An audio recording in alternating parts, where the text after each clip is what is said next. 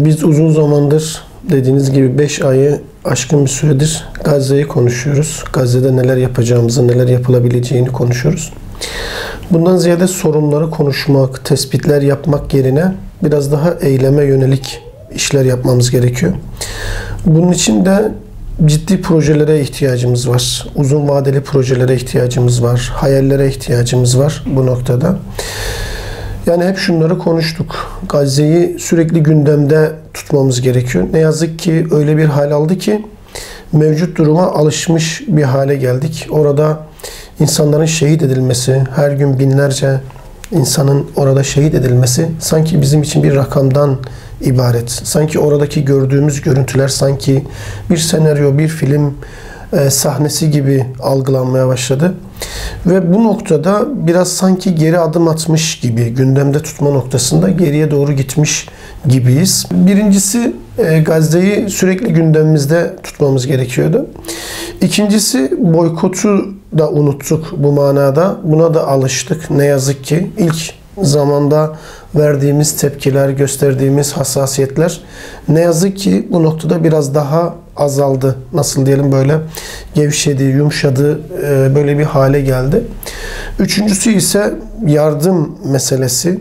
Yani şu an için ne yazık ki hepimiz yardımların ulaşmaması ya da nasıl ulaşacak şeklinde bir bahanenin arkasına sığınarak belki bunu öteliyoruz ya da bu noktada erteliyoruz. En sonuncusu da dua etmek. Ne yazık ki dualarımızda da Gazze'yi belki çok az anıyoruz.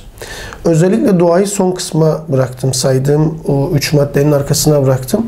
Çünkü şunu biliyoruz ki kul elinden gelenleri yapmadığı sürece Allah onun avuçlarının içerisine elinden gelmeyenleri bırakmayacaktır. Öncelikle biz insan olarak, bir Müslüman olarak Gazze konusunda elimizden gelen bütün gayreti, her şeyimizi ortaya koyup arkasından elimizden gelmeyen şeyleri Rabbimizden istememiz, Rabbimizden beklememiz gerekiyordu. Bu vesileyle Ramazan ayı içerisinde Rabbimizin dualara en fazla icabet ettiği zaman dilimlerinin içerisindeyiz. Ay itibariyle, günler itibariyle, iftar saatleri, iftar anları itibariyle Rabbimizin çokça dualara icabet ettiği bir zaman dilimindeyiz. Kardeşlerimizden ricamız, sofralarımızda iftar açmadan önce, iftar sonrasında yaptığımız dualarda Gazze'yi Allah'ın izniyle hiçbir zaman unutmayalım. Evimizde, ailemizde, çevremizde gündemde tutmaya, sıcak tutmaya ve zulmü, zalimi etrafımıza tanıtma noktasında, bildirme noktasında biraz daha inşallah Rabbim gayretimizi artırsın diyeyim. Gazze'ye baktığımız zaman o Kur'an içerisinde okuduğumuz, Resulullah Aleyhisselatü Vesselam'ın hayatı içerisinde gördüğümüz sahabe tablolarını bugün gerçekten gözlerimizle şahit oluyoruz. Bu konuda birçok ayet örnek gösterilebilir. Enfal suresinin 2. ayet-i kerimesi müminleri tarif ederken Rabbimiz oradaki özelliklerin bugün Gazze'deki kardeşlerimizin üzerinde bu ayetin tecellisini görüyoruz. Allah Resulü Aleyhisselatü Vesselam hayatı üzerinden meseleye baktığımızda aslında Uhud gazvesi üzerinden aslında Gazze'yi okuyabiliriz. Şöyle kısaca değerlendirdiğimizde savaşa gidilirken işte bazılarının mazeret göstermesi, katılmaması, yolun yarısında yolun yarısında orduyu terk etmesi, bir kısmının Allah Resulü Aleyhisselatü Vesselam'ı Aynen geçidine koyması, 50 okçuyu ve onların bir kısmının yerini terk etmesi. Bunun neticesi olarak 70 tane Müslümanın, sahabenin büyüklerinden Resulullah Aleyhisselatü Vesselam için özel olan insanlardan şehit olanlar olmasına rağmen meseleyi Rabbimiz şöyle okudu ya da bize anlattı tabir caizse. Herkes bir mazeretin arkasına sığınmıştı. Herkes bir mazeret sunmuştu. Okçular yerini terk etmeseydi, 300 kişi yalnız bırakmasaydı, şu olmasaydı, bu olmasaydı. Rabbimiz ayette şunu söyledi. Bu sizin başınıza gelenler sizin kendi ellerinizle yaptıklarınızdandır dedi. İslam ümmeti olarak bugün Gazze'de yaşananların hepsi bizim kendi ellerimizle yaptıklarımızdandır. Onlara geldiğinde onların işte Ramazan ayını, iftarı, sahuru, teravih namazlarını, o yıkıntıların ya da o savaşın ortasında ibadetlerini yerine getirmeleri bana şu ayeti hatırlattı. Ahzab suresi 23. ayet-i kerimeyi hatırlattı ki bu ayeti Uhud gazvesini bunun için örnek verdim. Uhud'un arkasından inen bir ayettir bu ayet. Rabbimiz o ayette şöyle söylüyor. Müminlerden öyle yiğitler, öyle eroğlu erler, öyle adam gibi adamlar vardır ki onlar Allah'a verdikleri sözde sadakat gösterdiler. Ve bu sözlerini yerine getirmek için ölünceye kadar Allah yolunda çarpıştılar. Ve onların bir kısmı Allah yolunda sözünü, sadakatini göstererek şehitlik makamına eriştiler. Ve onlardan bir kısmı da sırasını beklemektedirler diyor ayet bize. Aynen bugün Gazze'de olan bütün meseleler, oradaki iman tabiri caizse bu ayetin Müslümanlara yeniden inzal olması gibi değerlendiriyorum. Müminlerden öyle yiğitler vardır diyor. Biz oradaki kardeşlerimizin zalimlerle, zulümle mücadele ederken nasıl onurluca direndiklerini, hiçbir kardeşimizin dilinden feryattır, figandır, haşa Rabbimize isyandır tarzında hiçbir şey duymadık. Hep hasbunallah ve nimel vekil ifadesini duyduk ki biz bu ifadeyi de nereden hatırlıyoruz? Hz. İbrahim Aleyhisselam'ın meselesinden hatırlıyoruz. Bu şöyle bir şey, öyle bir tevekkül ehli ki oradaki kardeşlerimiz İbrahim Aleyhisselam'a Cebrail Aleyhisselam gelip yardım etmek istemesine rağmen ve o yardıma gücü yetmesine rağmen Rabbimizin göndermesi ve bir melek olması sebebiyle o ateşi söndürme gücüne sahip olmasına rağmen hasbunallah ve nimel vekil dedi. İbrahim Aleyhisselam yine Allah'tan bekledi. Buradan görüyoruz ki oradaki kardeşlerimiz de yalnızca ve yalnızca Allah'a güveniyorlar. Allah'a güvenen, Allah'a dayanan insanlara ne dert, ne gam, ne tasa. İşte onlar o yiğitliklerini ortaya koydular. Hepimiz Rabbimize bir söz verdik Eles bezminde. Rabbimiz bize ben sizin Rabbiniz değil miyim dediğinde biz bela. Sen bizim Rabbimizsin diyerek karşılık verdik. Onlar bugün Allah'ın kendileri için Rab olduğunu hayatlarıyla ispat ettiler. Ve o sözlerinde sadakat gösterdiler. Sözlerini hiçbir değiştirmeyle değiştirmediler. Bakın çoluk, çocuk, kadın, erkek, işte direnen mücahitler hepsi bir toplum olarak tamamına baktığımız zaman Allah'a verdikleri sözü hiç değiştirmediler. Daha da güzel tarafı Allah kendi yoluna onların içerisinden kurbanlar seçti. 30 bin, 40 bin tane şehidimiz var Allah'ın izniyle ve Allah'ın cennetine kavuşacaklarını umuyoruz. Onlar sözlerinde duranlar. Ve onun arkasından orada bekleyenler dediğiniz gibi o yıkıntıların, harabelerin arasında olan kardeşlerimiz de acaba şehadet bize hangi gün nasip olacak, hangi gün gelecek diye sırasını bekleyenler. İşte eğer biz bu nazarla Allah Resulü Aleyhisselatü Vesselam'ın hayatına, Kur'an'a bu nazarla bakarsak evet, bugün Ahzab suresinin 23. ayet kerimesinin yeniden yaşandığını, yeniden inzal olduğunu, o anlatılan şeylerin Allah Resulü Aleyhisselatü Vesselam'ın hayatında, sahabenin hayatında anlatılan şeylerin satırlarda kalmadığını ve sinelere, sadırlara nakledildiğini, inşa edildiğini ve onların bir şekliyle bu çağda, bu zamanda müminlerin nasıl insanlar olması gerektiğini Allah'ın izniyle onların üzerinden gördük. Dolayısıyla o kardeşlerimiz bize iman dersi verdi. Bir Müslüman, mümin nasıl olur dersini veriyor alabilenlere. Ramazan ayı bir tövbe ayıdır kardeşim. Tekrardan bir muhasebe ayıdır. Kendimize gelme ayıdır.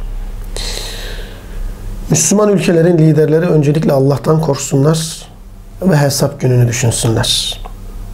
Bir Müslüman olarak biz nasıl ki o günü düşünüyorsak, o günden korkuyorsak, o günün dehşetini düşünüyor ve hareketlerimizi ona göre düzenlemeye çalışıyorsak, Onlara birinci tavsiyemiz Allah'tan korksunlar ve hesap gününü düşünsünler.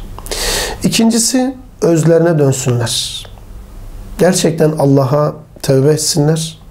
Gerçekten Allah'a yeniden iman etsinler. İkincisi, biz onlardan bir şey beklemiyoruz. Az önce söylediğim gibi İbrahim Aleyhisselam ateşe atıldığında Cebrail Aleyhisselam'dan bir şey beklemedi. Biz o ülkelerin liderlerinden gerçekten bir şey beklemiyoruz ve beklememeliyiz. Bir Müslüman olarak bize düşen kısmı bu. Şimdi onlar ne yapacak konusunda yapılacak şey bellidir. Bu ümmetin tek bir lideri vardır. O da Hz. Muhammed Aleyhisselatü Vesselam'dır. Onun hayatı bizim için her alanda ölçüdür. Okul hayatında, aile hayatında, ticaret hayatında, devlet hayatında Resulullah Aleyhisselatü Vesselam nasıl bir devlet lideriydi sorusunu sorup bugün buna karşılık verdiğimizde hatırlayın, Hz. Osman radıyallahu anh'ın o elçiler Hudeybiye gazvesinde gidip geldiğinde, şehadet haberi geldiğinde Resulullah Aleyhisselatü Vesselam hiç imkanı olmamasına rağmen, yani sadece umre maksadıyla gelmesine rağmen orada bulunan ashabından biat aldı ve Hazreti Osman'ın kanının hesabını sormak için Mekkeli müşriklere hiçbir imkanı olmamasına rağmen savaş kararı aldı ve biliyorsunuz orada sahabeden biat aldı Efendimiz Aleyhisselatü Vesselam. İşte bizim liderlik dediğimiz şey budur. Yani İslam ülkesinin başında idareci olmak, İslam toplumunu idare etmek ya da onların bu meseleye nasıl bir tavır göstermesi gerektiği konusunu konuştuğumuzda orada akıtılan bir damla Müslüman kanının, bir damla gözyaşının hesabının sorulmasıdır mesele. Artık sözün bittiği yerdeyiz. Kınamanın bittiği yerdeyiz. Yani karşıdaki düşman hiçbir dilden anlamıyor. Biz yani İslam ülkelerinin başındaki insanlardan şunu bekliyoruz ya. Ya konuşmasınlar ya, artık konuşmasınlar. Artık onlar Gazze'yi ağızlarına almasınlar. Çok affedersiniz, Gazze'yi sözleriyle kirletmesinler artık. Bıraksınlar. Eğer onlarla, zalimlerle bir anlaşmaları varsa derhal bunları iptal etsinler. Derhal. Yani böyle hiçbir, özellikle söyledim. Resulullah Aleyhisselatü Vesselam hiçbir bahanenin arkasına sığınmadı.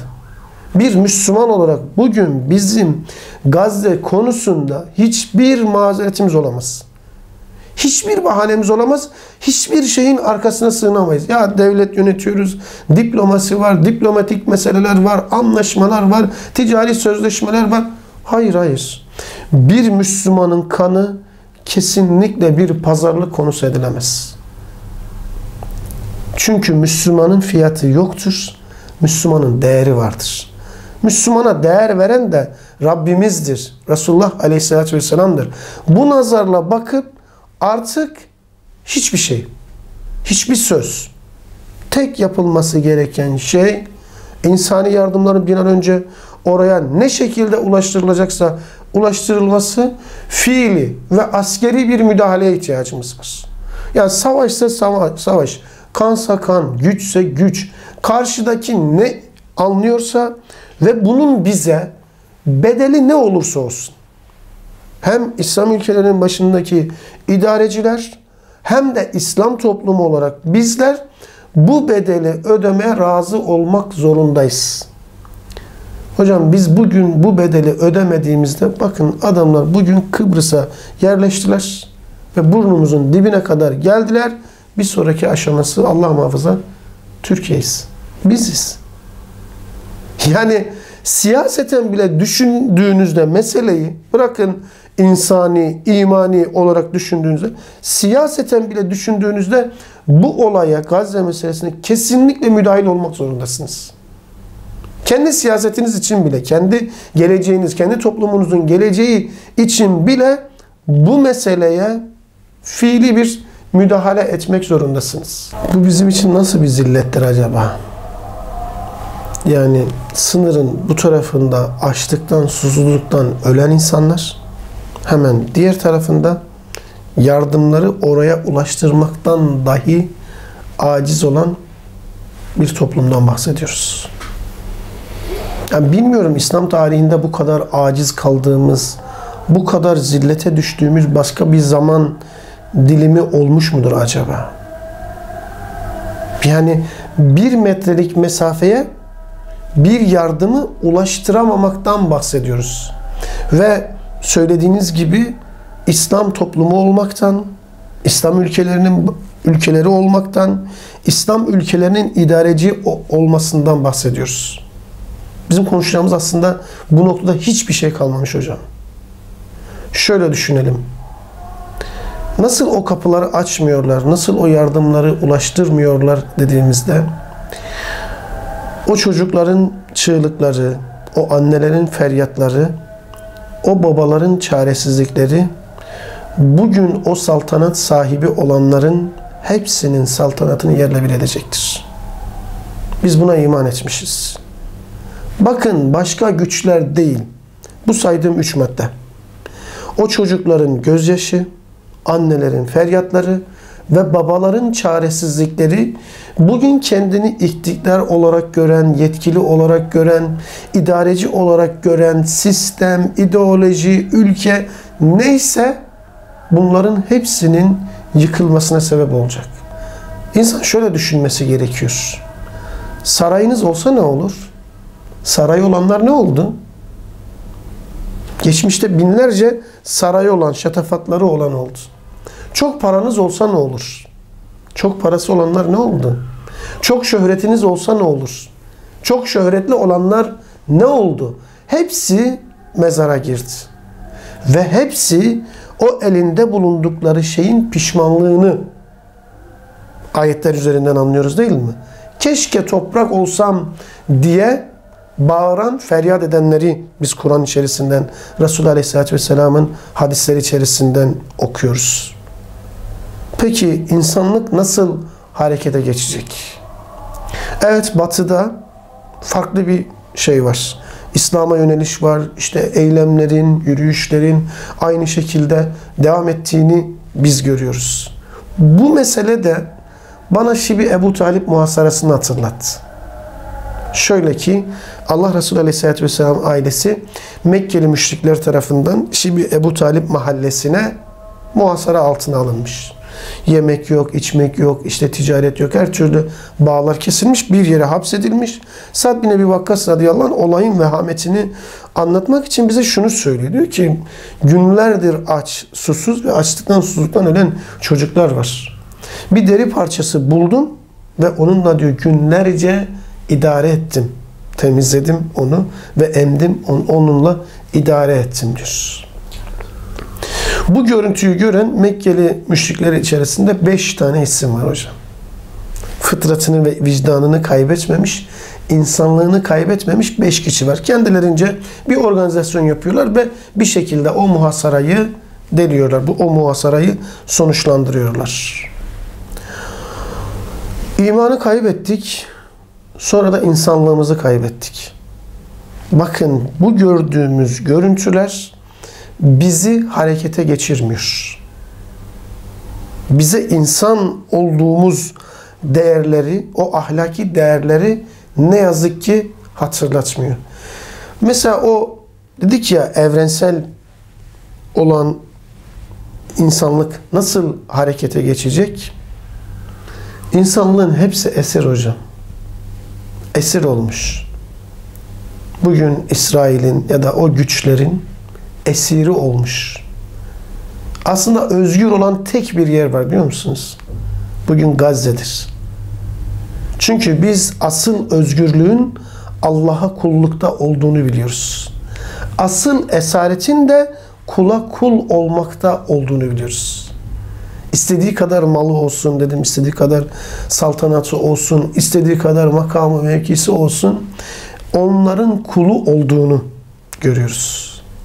Nasıl harekete geçeceğiz? 2 tane şey var. Resulullah Aleyhisselatü Vesselam bize söylüyor bunu. Hani sayınız çok olacak, çer çöp misali düşman karşısında diyor ya. Birisi dünya sevgisi, birisi de ölüm korkusu hocam. Bugün biz dünyaya azı dişlerimizle sarıldığımız için ve hiç ölmemek istediğimiz için, hiç ölümü ve ahireti arkasını düşünmediğimiz için bakın biz harekete geçemiyoruz. Halbuki şöyle değil midir mesele? Ümit var olmak anlamında bakalım meseleye. Dünya bir doğuma gebe hocam. Bu yaşadığımız süreç bu doğumun sancısıdır. Bunun arkasından yeryüzünde müstekbir olan o idareciler, işte devletler, kendini böyle büyük gören devletlerin, idarecilerin hepsi Allah'ın izniyle bir bir yıkılacak. Doğusundan batısına varana kadar. Çünkü insanlıkta artık bir infial oluşmaya başladı. Yani batıdaki ülkeler artık Gazze meselesi üzerinden kendi iktidar sahiplerini sorgulamaya başladılar. Bunun bir tık ötesi, değil mi? O iktidarların, o sarayların, o makamların, o diktatörlerin yıkılmasıdır. Ve yeni bir dünya düzeninden bahsediliyor ya. Yeni bir dünya düzeninin ismi İslam'ın, Allah'ın ahkamının, Resulullah Aleyhisselatü Vesselam'ın davasının hakim olmasıdır. Elbette ki Resulullah Aleyhisselatü Vesselam'ın hayatı üzerinden baktığımızda Medine'de devlet kurulana kadar, bakın söyledik, Şibi Ebu Talib muhasarası da var. İşkenceler var, zulümler var. Mekke'de her türlü eza, cefa İslam toplumu üzerinde var. Ama doğum nedir? Koskoca bir İslam devletidir. O günden bugüne kadar gelen Allah'ın ahkamıdır. Aynı şekil. Evet, tabloya baktığımızda, insani anlamda baktığımızda, imani anlamda baktığımızda olumsuz şeyler görüyoruz. Ama Rabbimiz her olumsuzluğun içerisinde mutlaka bir müjde vermiştir. Her derdin içerisinde bir deva vermiştir. Yeter ki biz Rabbimize güvenelim, Rabbimize dayanalım. Bu vesileyle Ramazan günleri içerisinde Rabbimize yakınlığımızı artıralım. Biz Rabbimize ne kadar yakınlaşırsak Rabbimiz daha fazlasıyla bize yakınlaşacak ve bu içinde bulunduğumuz, İslam ümmetinin içinde bulunduğu durumdan bizi kurtaracak olan sadece ve sadece alemlerin Rabbi olan Allah'tır. Bu vesileyle kardeşlerimizin oruçları, ibadetleri makbul olsun, hayır hasenatları makbul olsun ve Gazze her zaman aklımızın, gönlümüzün, gözümüzün, kulağımızın inşallah bir köşesinde olsun. Rabbim hepinizden razı olsun.